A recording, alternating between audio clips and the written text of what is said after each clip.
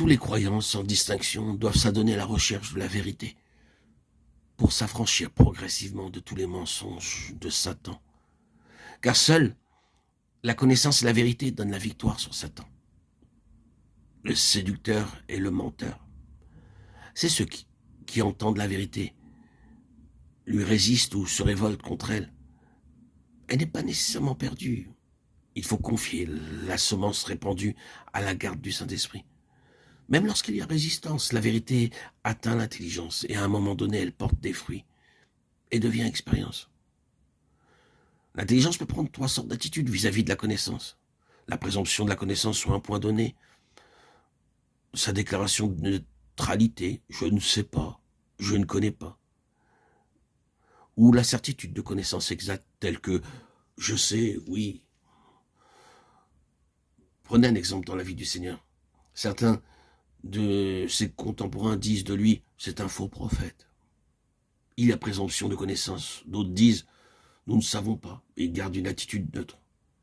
Mais Pierre dit, nous savons. Et lui savait vraiment. Quand les croyants entendent parler pour la première fois des contrefaçons possibles de la personne et de l'action divine, ils demandent presque invariablement, et alors, comment pouvons-nous distinguer le vrai du faux? D'abord, il doit leur suffire de savoir que de semblables contrefaçons sont possibles. Puis à mesure qu'ils croîtront spirituellement et chercheront la lumière auprès de Dieu, ils apprendront à discerner par eux-mêmes l'une et l'autre action, mieux qu'ils ne le pourraient faire à n'importe quelle autre école. Mais continue-t-il à dire, nous ne savons que faire, nous ne savons que penser? Sans doute. Aussi, leur devoir est-il de rester neutre devant toutes les manifestations surnaturelles, jusqu'à ce qu'ils sachent. Il y a chez certaines personnes, un besoin maladif, un désir malsain de connaissance, qui détruisent la paix et l'équilibre spirituel si nécessaire à quiconque veut triompher de Satan. Ces personnes s'imaginent qu'ils doivent prendre parti pour ceci ou cela, alors qu'ils ne sont pas encore capables de discerner ce qui procède de Dieu et ce qui vient de Satan.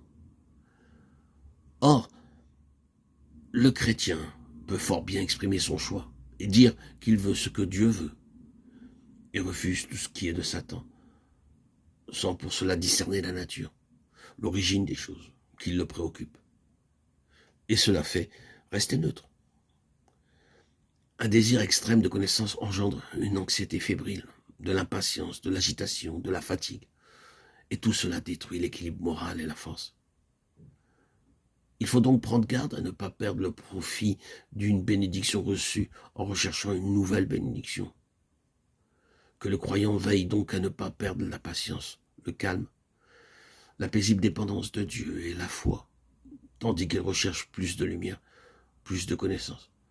Qu'il soit donc vigilant, autrement l'ennemi profitera de ses préoccupations, de sa surexcitation, pour triompher de lui et l'affaiblir, au moment même où il cherche plus de lumière, pour remporter plus de victoires.